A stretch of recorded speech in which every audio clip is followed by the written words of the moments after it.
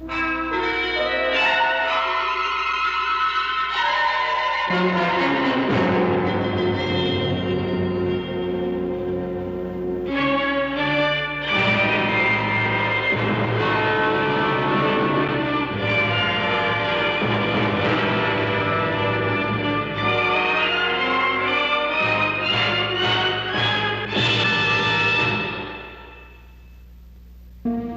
any underwater emergency, the first thing you do, if you can, is to try to reach the surface. But for me, this time, that avenue of escape was closed tight. I was down about 60 feet, and I had never felt more helpless. For the first time in my life, I was being circled by sharks when I had absolutely no weapon for protection. I had been forced to go underwater completely unarmed, without a knife, a spear gun, shark repellent, or anything else that I could use in an emergency.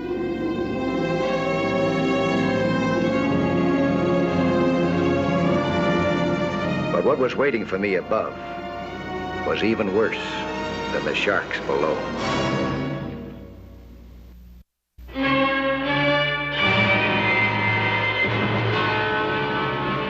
I had been doing some badly needed work on my boat, most of it underwater. It had been put off for weeks, and this was my day for getting it done. At least that was what I had planned. But that wasn't the way it turned out. My friend Dick Talbot, who flies an amphibian plane for the Avalon Airlines, was calling me when I came up to take a break.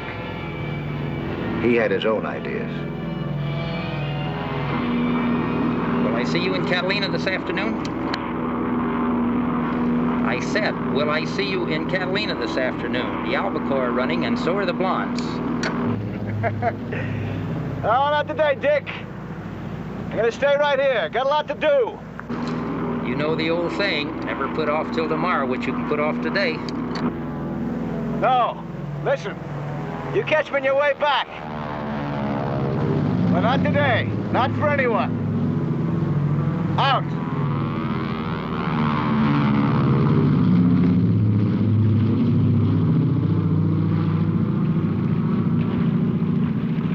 We couldn't help but overhear your conversation, Mr. Nelson. We certainly hope you aren't going to stick to that decision entirely. Well, I got company, huh? Hi, Mr. Nugent. This is Mr. White, Jonas White. Mr. Nugent, Mr. White. We're businessmen, and it seems at this particular time we require your services, somewhat urgently. For an enterprise of very short duration, about 3 hours of your time at the very most. Oh, I'm sorry, gentlemen, not today. We're willing to pay well. Let's say double your usual fee. It's something of a business emergency. No, not today. Well, would this help? 3 hours work? Oh, you make it kind of hard to say no. No, I couldn't. I got a big assignment coming up. Gotta do a lot to prepare. Isn't there any way we can make you change your mind? Surely there must be something we can do to persuade you, Mr. Nelson.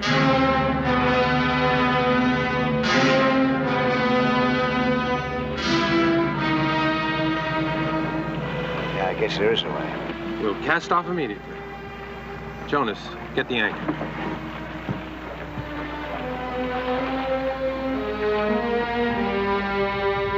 I was putting out to sea against my will, but my visitors had a very convincing way about them, with guns in their hands. I'm sure this is everything he's got aboard, Val. This is exactly where we have to go, Mr. Nelson. Lee side of Rogers Island? About 15 miles north of Dina Point. Yes. Mr. White has checked all your equipment. You have 2 full tanks of air, which should give you plenty for what we have in mind. Now, that's something I would like to know. Just what is it that you intend to do?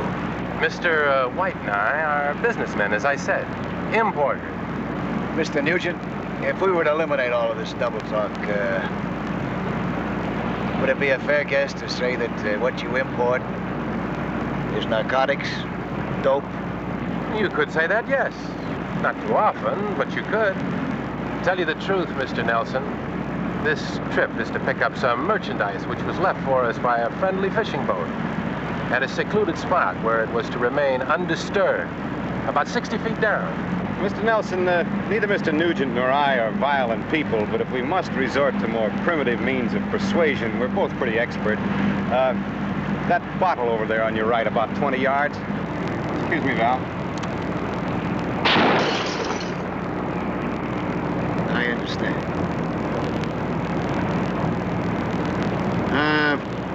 One personal question, if I may.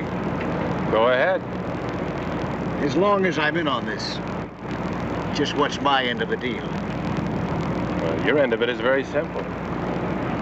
You go down where we tell you to, and you come up with what you find. Or you don't just bother to come up at all.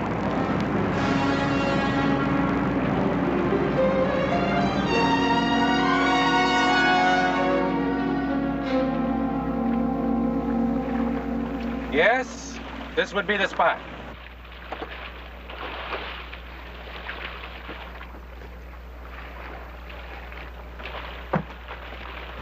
Unless we're off a little bit, you'll be able to find it within a radius of several hundred yards. It's a small, metal, watertight container painted a brilliant yellow. It's held by a small anchor and a short line. The canister is buoyant, which means that you'll find it riding above the bottom a few feet. That should make it very easy to see. I wouldn't take too long, Mr. Nelson. Well, I don't know, Miss Nugent.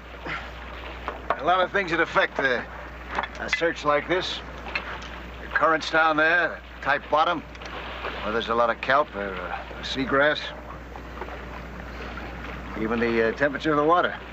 The water temperature is 68 degrees. The bottom is sandy with very little seagrass, no kelp. There's just a mild current until the tide changes at 7:32. When you touch bottom, your depth gauge will read 58 feet. Anything else? You already know this area, don't you? Maybe you ought to make this dive instead of me, huh? No. You'll do better with it. Your reasons are more, shall we say, compelling. And Mike, just in case you get any ideas, no tricks and no games. We always win them.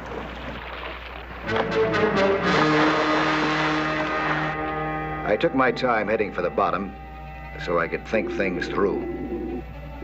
Wherever I would go, they would follow my bubbles. They had guns, I didn't. They had the boat. I had only the air in my tanks, as long as it would last. The nearest beach was miles away, on a lonely, deserted island. And the boat could head off any move that I made in that direction. There was no kelp in the area that could dissipate my telltale trail of bubbles. They had anticipated everything. How was I going to get out of this? Every direction was a blank wall. I wondered whether it mattered too much either, whether I found that container or not. If I didn't, I'd be killed. But if I did find it, wouldn't I be killed anyway? True, with a container, I had a chance of getting back on board. But wouldn't that be about all? The spot had been well selected, and the water conditions were just as Nugent had said. It was fairly small, but small as it was, it could easily hold pure, uncut narcotics worth nearly $500,000. My first inclination was to start for the surface at once and take my chances back on the boat. They'd be excited when they saw the container, and their excitement might make them careless. Or would they be excited? These were a couple of pretty cold customers. No, not so good. I considered the odds again. They had every reason to kill me, with the container or without. It's hard to deny yourself a last hope, but there was no hope here. Certainly not in delivering that container full of untold human misery. Now, there was one sure way to keep myself from weakening.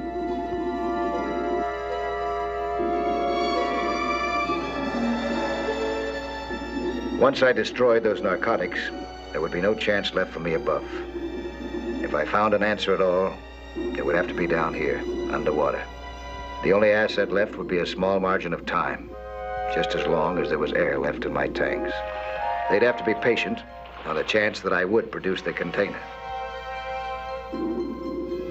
Then suddenly a small foam rubber ring slipped out of the container.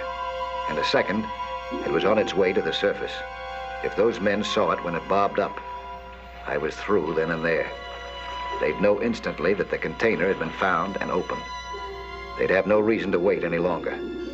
they'd leave me to drown, or else, the moment I came up, finish me off.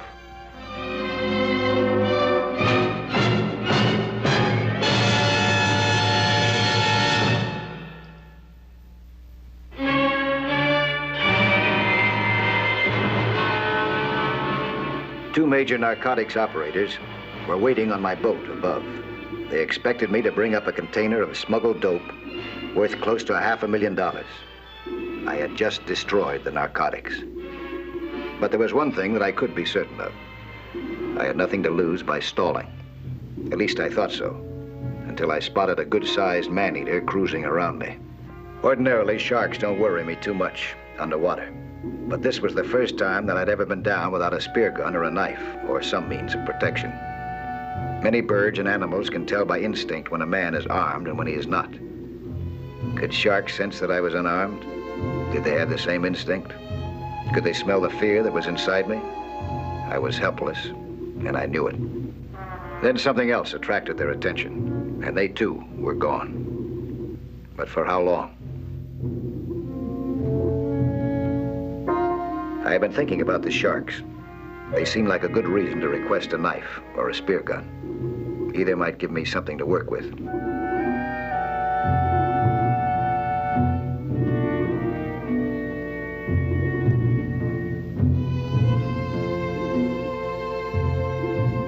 I sent the slate up. It read, "Sharks down here. How about spear gun or knife?"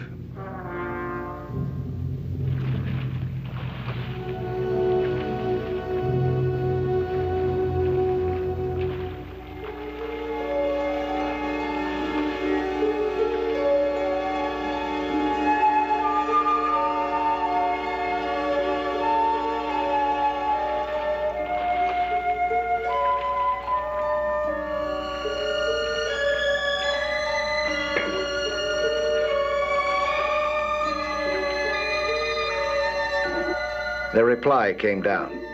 Nugent had his own brand of humor. It read, "No. Sharks up here, too." My air was just about gone. The time had come. Now I would find out whether or not the ring of foam rubber had come up too far from the boat to be seen. I prepared a slate, telling them that to continue the search, I would need the spare set of air tanks.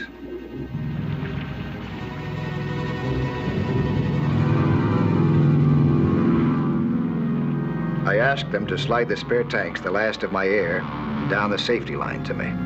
And I emphasized that I still hadn't found the container. If they sent down the tanks, I would know that they hadn't seen the rubber ring. Their answer was short and crisp. The slate slid right back. All it said was,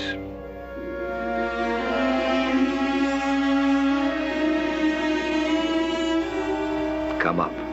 There was nothing else to do, with my air tanks practically empty. I started up toward the two men who, sooner or later, would kill me. If they'd already seen the rubber ring, I was as good as dead the moment my head appeared above water. Well, I'd know in a few seconds.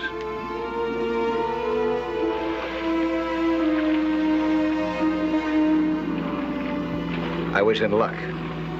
Not only hadn't they seen it, but something else entirely was on their mind. An amphibian plane, which had flown by at a very high altitude and then returned. Where's the container? I couldn't find it. Very dirty down there. Right now we got another problem. That plane up there, it's an amphibian. It's the same one your friend flew over the boat just before we left. Oh, Now get on that radio. But be sure you make everything sound very normal. Make it really normal. He's been calling. Take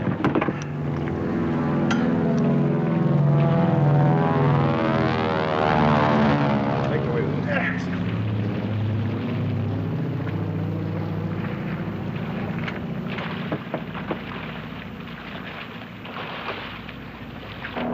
Avalon 322, come in.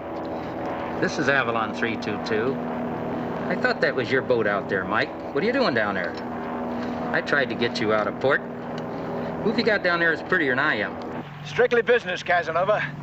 Something came up that I just couldn't turn down.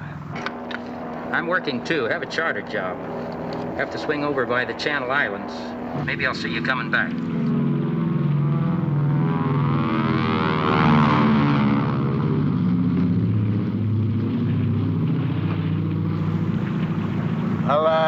I don't know what I'm going to run into. I may not be here when you come back.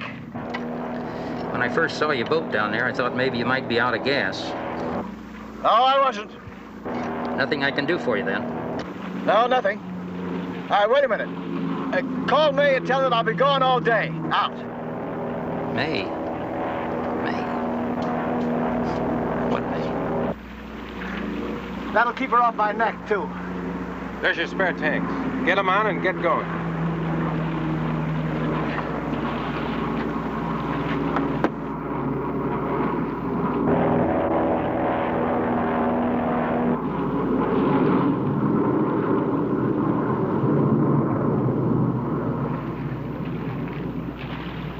That water doesn't look very dirty to me. Well, it is down there.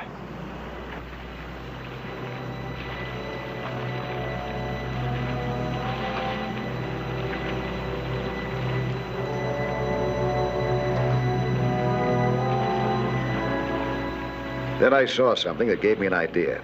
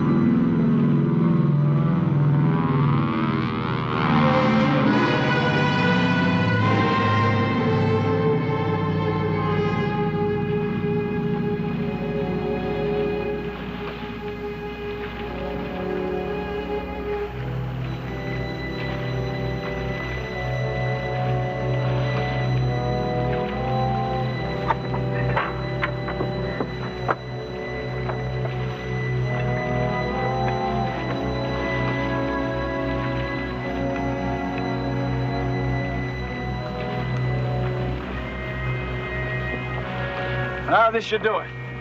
It better.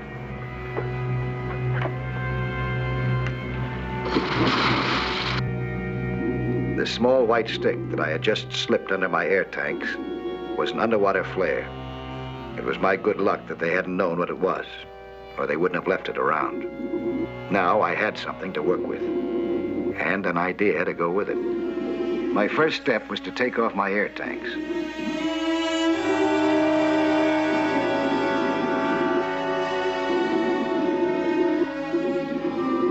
I attached them to the anchor line.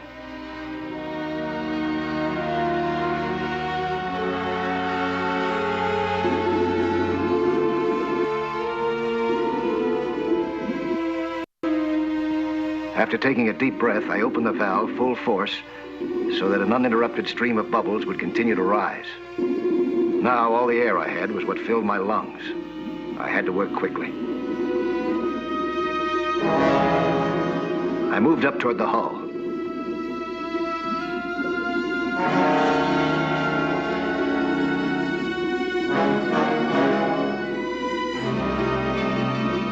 I wrapped my weight belt around the propeller.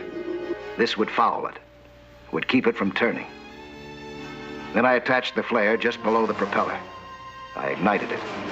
By this time, my lungs were aching, so I dove for my air tanks. I knew that on a small boat, nothing inspires panic quicker than fire.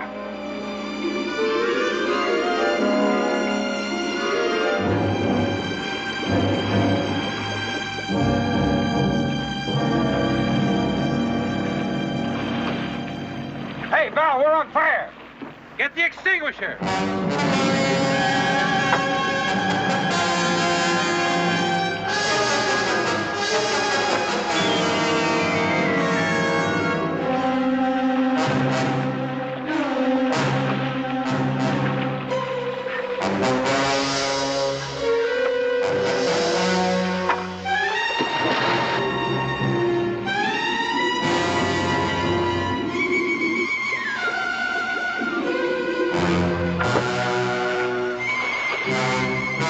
Disarming White wasn't easy. He put up a good fight.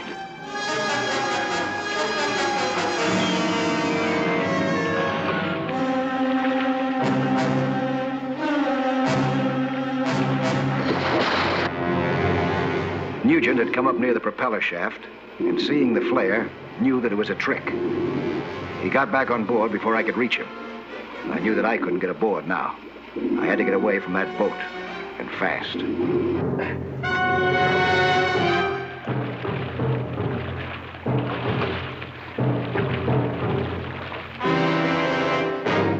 I jettisoned my tanks to get all the speed that I could.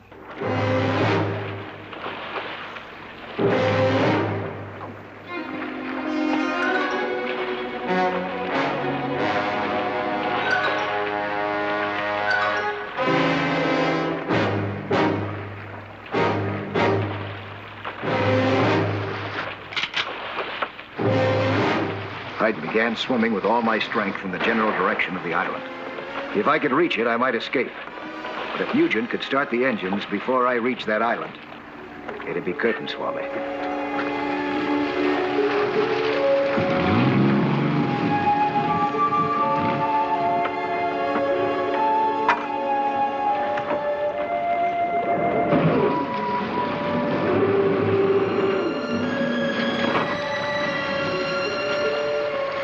Nugent realized much too fast that the engines weren't effective.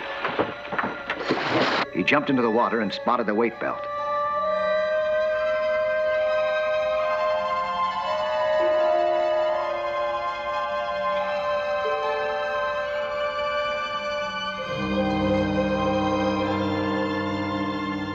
It took him only seconds to remove it.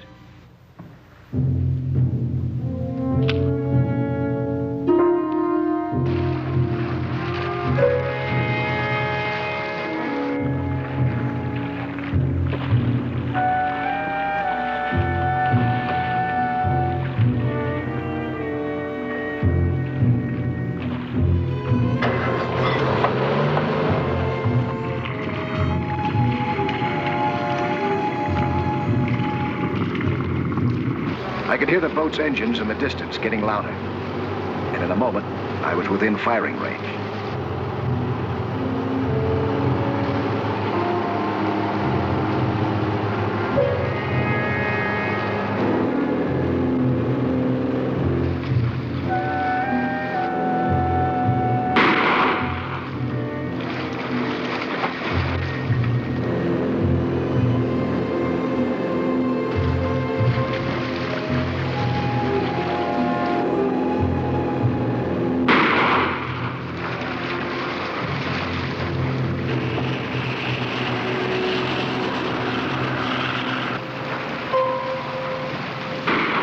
Then I heard another sound.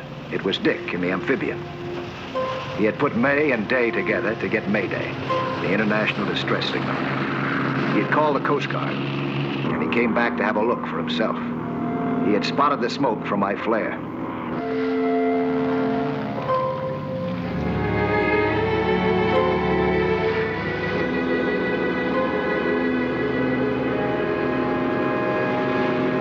When my pursuers saw the amphibian, they stopped firing.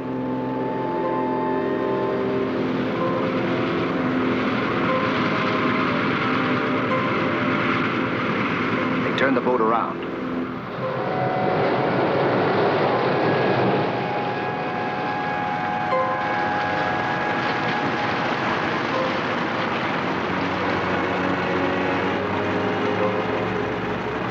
They had only one idea now, to get away as fast as they could.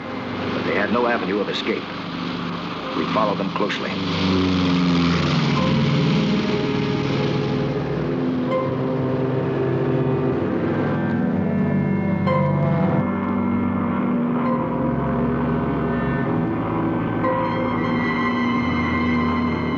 A patrol helicopter joined us.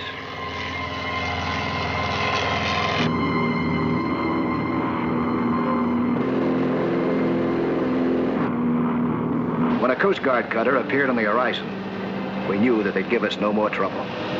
The two businessmen who had found crime so rewarding would get their final reward. Only it would be measured in years instead of dollars.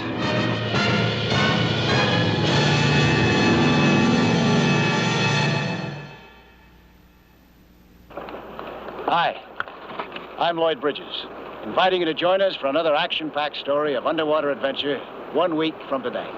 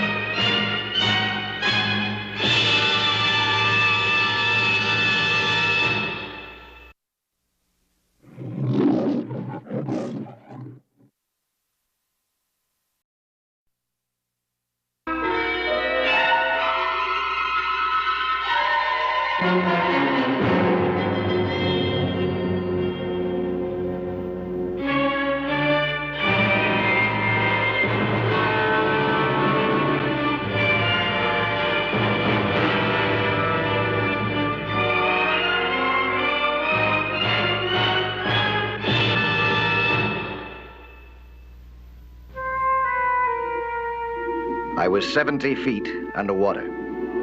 My diving buddy was Stan Graham of the Los Angeles Police Force. Stan was a fine diver and judo expert. He came down with me to practice. He had applied for a job on the new underwater search and recovery unit. We had fun doing it as both of us could use practice in underwater defenses.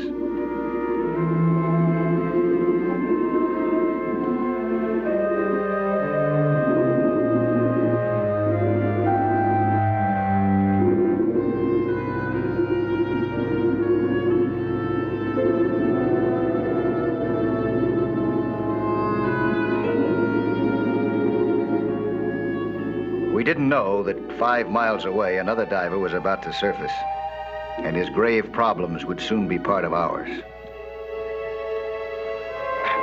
Louise, I found something.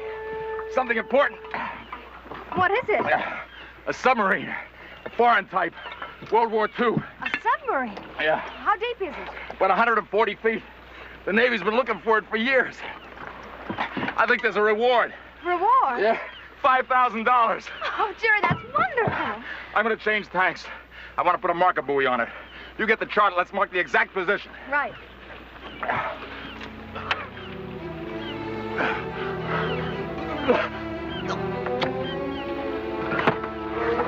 Jerry, what is it? Are you sick? What's the matter?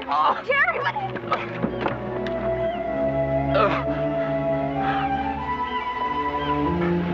Jerry, what are you doing?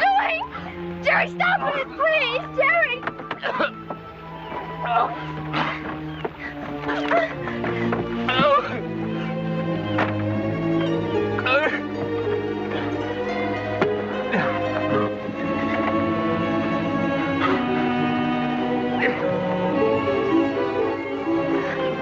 Jerry, you don't know what you're doing! Don't, Jerry, please! Jerry!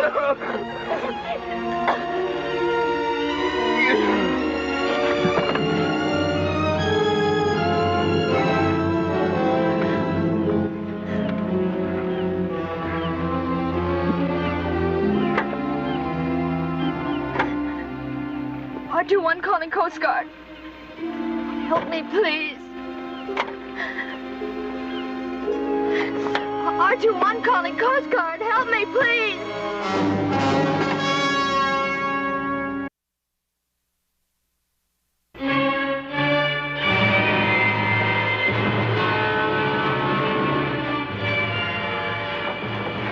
KOV calling 2XL. I'll get it. KOV calling 2XL. KOV calling 2XL. Come in, Mike. KOV calling 2XL. KOV calling 2XL. Come in, Mike. 2XL to KOV, I read you. This is Mike Nelson. Come on in, KOV. Over. Mike, this is the Coast Guard, stationed on Redding Island. Are you still down there, Victoria Point? Yeah, about 5 miles off. Over. Good. On the other side of Victoria Point, there's a cabin cruiser calling for help. Yours is the only boat that's anywhere close. Can you give assistance? You bet. What's the trouble? Over. We're not sure. The woman calling appears to be hysterical. We're on our way. Roger now. Get that hook, will you, Stan?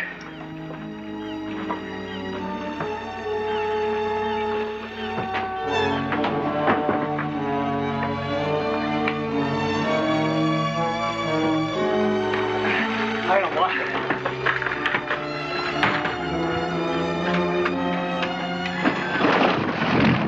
All clear, Mike.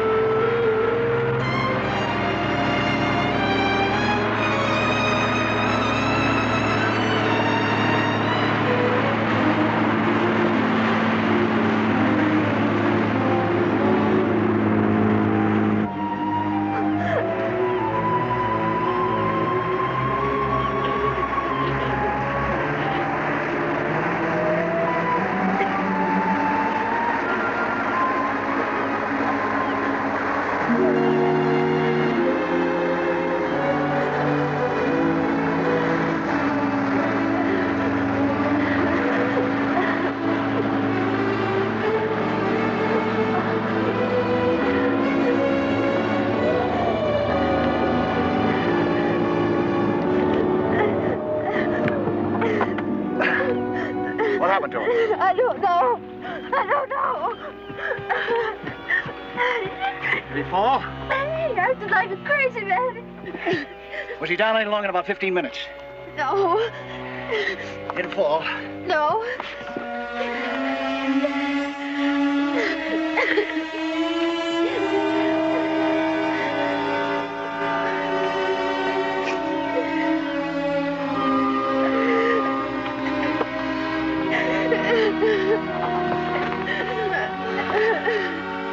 Does he have a bad heart? No. No idea what caused this, huh? I don't know. I don't know.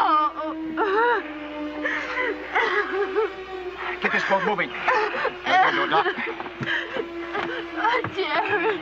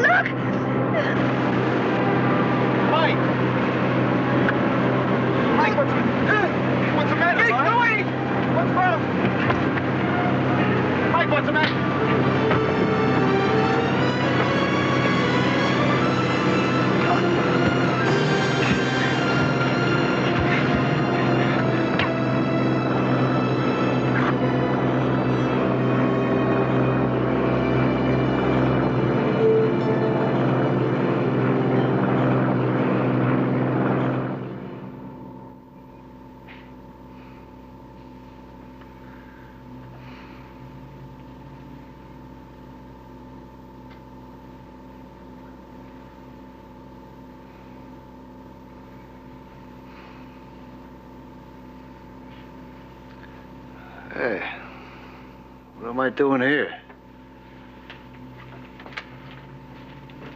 Nothing to worry about. You're practically good as new. What happened? Oh, yeah, that other fella, is he all right? Still touch and go, but we may have the antidote. Antidote? For what? You get some rest. What do you mean? What rest for... Hey, what happened to me? What do you mean antidote for what? Do you think you can answer a few questions? Yeah, if you'll answer a few of mine. When you became ill, do you recall your first symptom? Well, my vision. Difficult for me to see. Any tightness in your chest? Yeah. Yeah, it was difficult for me to breathe. And, my mouth was dry. And it was a kind of a... Well, my head was going around. It was a kind of a buzzing. It was hurting me, too. Where? Deep behind the eyes? Yeah. You remember anything after that? No, not a thing. Oh, what happened to me? What'd I do? Dr. Wilf, I have the lab report of your test on the electric eel. It's positive. Total collapse of the nervous system. Oh, me? No, not you. I'll be right back. Mr. Nelson is to have no visitors. What happened to you must be kept an absolute secret.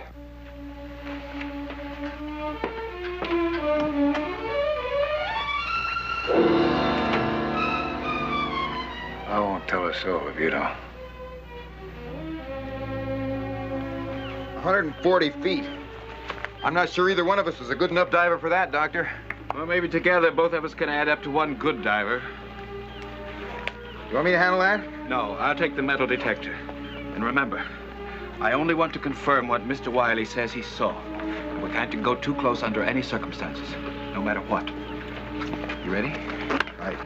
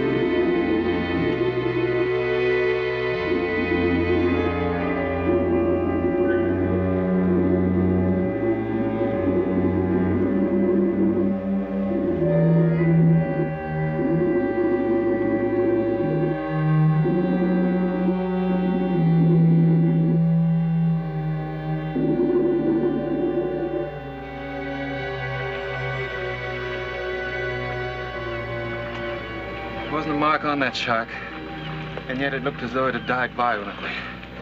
You might have been very near that sub. We should have made at least one more try. No, I've seen enough. Mike Nelson should be fully recovered by tomorrow. The rest is entirely up to him.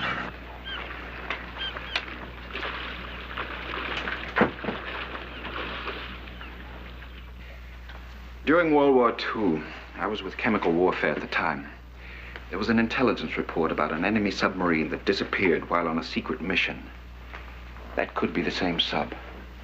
A sub carrying full containers of axandrite for familiarization studies. Axandrite? You've heard of nerve gas. Oh, yeah. Yeah, that was the stuff the Nazis were going to throw at us until they found out that we had it, too. Yes. One drop could kill a man. Axandrite was an experimental offshoot, more unstable and even deadlier. And there could be as much as a ton of it right now lying not more than 10 miles offshore. Assume that those tanks are finally being eaten through. A strong offshore wind at the wrong moment could turn our beaches into death traps. Even worse, wipe out the whole town. But I could be wrong. Well, what about what happened to us? Hey, Mr. Wiley and me. That ought to be proof enough for you. They are poisonous forms of sea plankton, and under certain conditions, they could induce roughly similar reactions. Yeah, that's right. I remember seeing thousands of dead fish strewn all over the beaches because of that plankton. Whales, too. Mike, supposing I personally see to the safety precautions, it would still be very dangerous. But would you make just one dive for me? Until that sub is located and tested for axandrite, I can't take any action. Not until I know for sure just how hot that sub is. Okay. When I get out of this place, that'll be my first stop, that sub. And you better see to it that it's not my last one.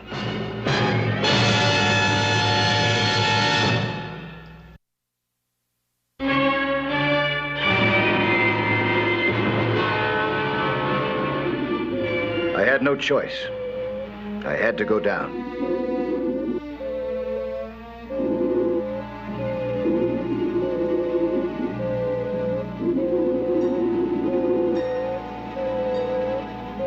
I was carrying the metal detector. It was extremely sensitive, but so far it hadn't registered a thing. Even though the water was quite warm, I wore a wetsuit. Dr. Winnick had insisted on it. It would be another protection against possible skin contact with exondrite.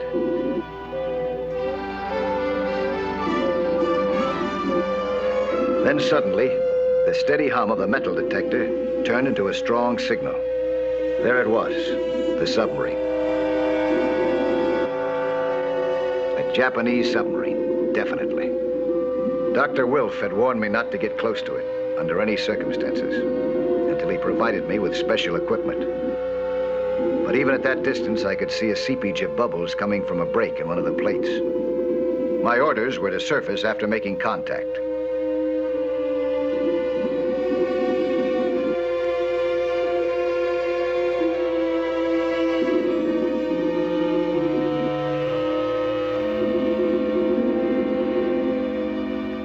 Axandrite is probably one of the most powerful toxic agents in existence.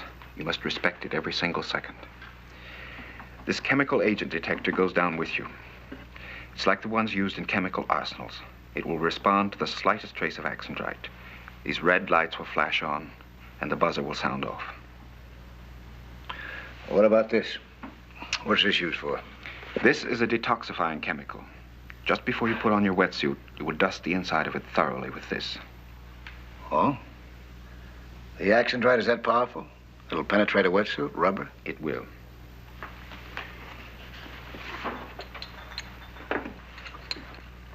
There's a very effective antidote against nerve gas called atropine, and it works against Axandrite too. You will carry these 2 syringes with you. Stan will carry 2 others. I've already briefed him on procedure. Do you know how to use hypodermic? Yes, I do. Use them as conventional hypodermics. I hope you don't have to use them. But if you do, act very fast. Don't worry. I will. I've already had a taste of that stuff.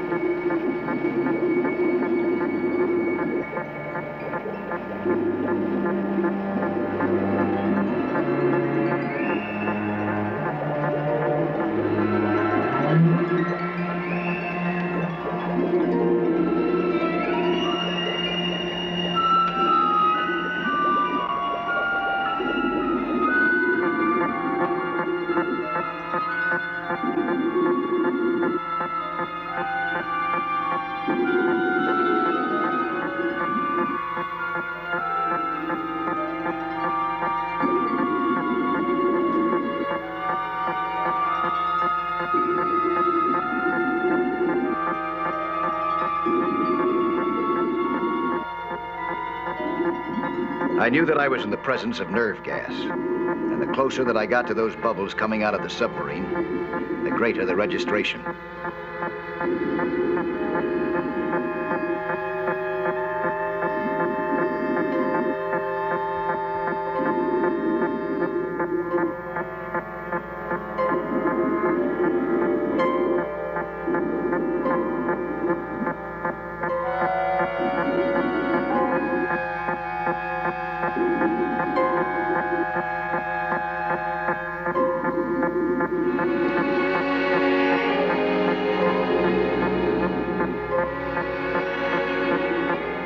doc had been right all along. It was exondrite. Still potent, still deadly, and coming up more and more rapidly as the containers decayed. The doc had his verification. Now the town would be evacuated, and he could turn this job over to the Navy. But there was still one job left for Stan and me to do.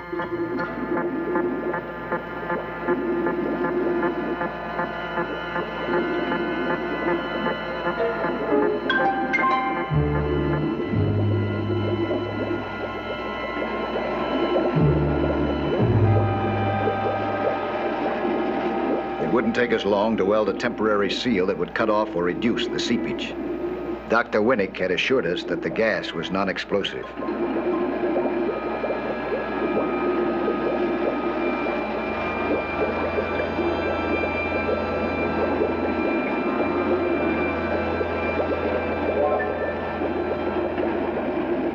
Stan burnt his finger on the hot metal. He disregarded the little mishap. It took only a few more seconds to close off that seepage completely, but they were very costly seconds.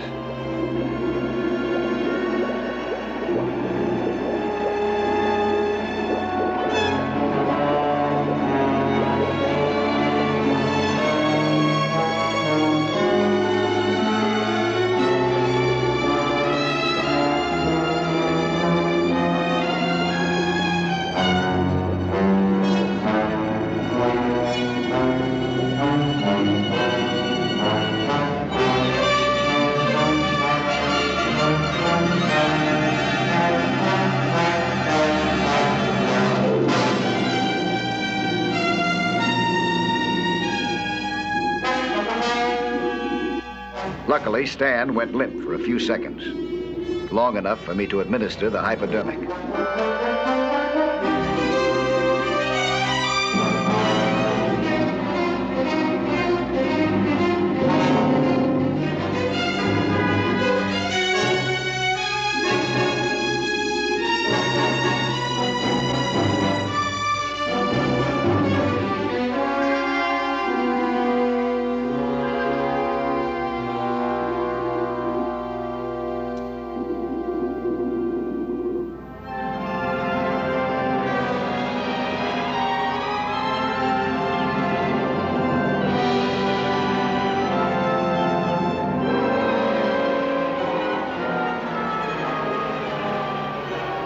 Our job was finished.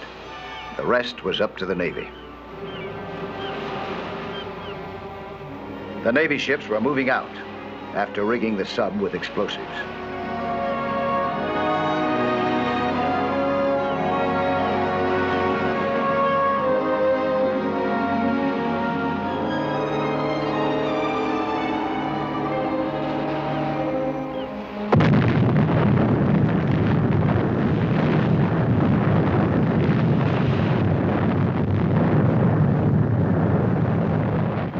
The explosion would oxidize the gas into a harmless substance, and the coastal area would be safe again for ships and swimmers.